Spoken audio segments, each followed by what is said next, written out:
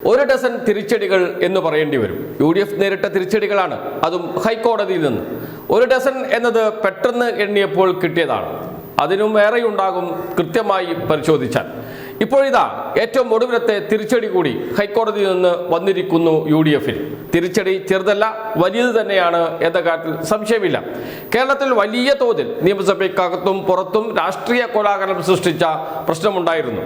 ലോകായുക്ത നിയമത്തിലെ ഭേദഗതി 2022 നിയമസഭയിൽ പിണറായി സർക്കാർ ഭേദഗതി കൊണ്ടുവന്നത്. അത് മുഖ്യമന്ത്രിയെ സംരക്ഷിക്കാനാണ്, മന്ത്രിമാരെ സംരക്ഷിക്കാനാണ്, മുഖ്യമന്ത്രിയുടെ അഴിമതികൾ മറച്ചുപിടിക്കാനാണ് എന്നൊക്കെ പറഞ്ഞ് നിയമസഭയ്ക്കകത്ത് വലിയ പ്രതിഷേധം ഉയർത്തിക്കൊണ്ടുവന്നിരുന്നു UDF. നിയമസഭയ്ക്ക് പുറത്തും അത് വലിയ കോലാഹലം സൃഷ്ടിക്കുകയും മാധ്യമങ്ങൾ UDF-ന് വലിയ പിന്തുണ നൽകുകയും ചെയ്തതും നാം കണ്ടതാണ്.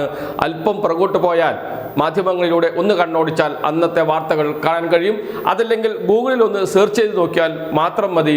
നിരവധി വാർത്തകൾ ഇത് സംബന്ധിച്ച് UDF-ന്റെ പ്രസ്താവനകൾ, സമരങ്ങൾ എന്നിവയെക്കുറിച്ചും മാധ്യമങ്ങളുടെ നിലപാടുകളും നമുക്ക് കാണാൻ കഴിയും. നിയമസഭയ്ക്ക് അകത്തും പുറത്തും ഉണ്ടാക്കിയ ബഹളങ്ങൾ, അതിനുശേഷം നേരെ ഹൈക്കോടതിയിലേക്ക് പോയി UDF നേതാക്കൾ. പക്ഷേ ഹൈക്കോടതി ഹർജിയെടുത്ത് വലിച്ചെറിഞ്ഞു. ചെറിയ ബെഞ്ചല്ല, ചീഫ് ജസ്റ്റിസ് അധ്യക്ഷനായ ഡിവിഷൻ ബെഞ്ചാണ് UDF-ന്റെ ഹർജി തള്ളിയത്. UDF നേതാക്കളോട് പറഞ്ഞു, നിയമം ഭരണഘടനാപരമാണ്, ഭരണഘടനാനുസൃതമാണ്, ഇതിൽ യാതൊരു തെറ്റുമില്ല. നിയമ ഭേദഗതി വരുത്താൻ നിയമസഭയ്ക്ക് അധികാരമുണ്ട്, സർക്കാരിന് അധികാരമുണ്ട് എന്ന് പറഞ്ഞു വെക്കുകയും ചെയ്തിരിക്കുന്നു. ഭരണഘടനാ വിരുദ്ധമാണ് ഈ നിയമം എന്നാണ് പ്രധാനമായും പ്രതിപക്ഷം പറഞ്ഞുകൊണ്ടിരുന്നത്. അതോടൊപ്പം തന്നെ നേരത്തെ പറഞ്ഞതുപോലെ മുഖ്യമന്ത്രിയെയും മന്ത്രിമാരെയും സംരക്ഷിക്കാനാണ് എന്നാണ് പറഞ്ഞത്. എന്നാൽ കോടതി ചീഫ് ജസ്റ്റിസ് അധ്യക്ഷനായ ബെഞ്ച് വളരെ വ്യക്തമായും പറഞ്ഞു, ഇതിൽ ഭരണഘടനാ വിരുദ്ധമായ ഒന്നുമില്ല. വിശദമായ വാദത്തിന് ശേഷമാണ് ചീഫ് ജസ്റ്റിസ് അധ്യക്ഷനായ ഡിവിഷൻ ബെഞ്ച് ഇപ്പോൾ ഉത്തരവിറക്കിയിരിക്കുന്നത്. ഉത്തരവിറങ്ങി മണിക്കൂറുകൾ കഴിഞ്ഞതേയുള്ളൂ. പക്ഷേ ഇതുവരെയും കോൺഗ്രസ് നേതാക്കളുടെ പ്രതികരണമൊന്നും ഇത് സംബന്ധിച്ച് ഉണ്ടായിരുന്നില്ല. എന്തിനാണ് ഭേദഗതി വരുത്തിയത്? ലോകായുക്ത ഒരു ഉത്തരവിറക്കിയാൽ അതിന് അപ്പീലില്ല. ആ ഉത്തരവ് അപ്പോൾ തന്നെ നടപ്പാക്കണം. അതാണ് ലോകായുക്ത നിയമം. അപ്പീലില്ലാത്ത ഒരു വിധിയോ അത് ജനാധിപത്യ വിരുദ്ധമല്ലേ എന്ന ചോദ്യം പല കോണുകളിൽ നിന്ന് ഉയർന്നു വന്നിരുന്നു.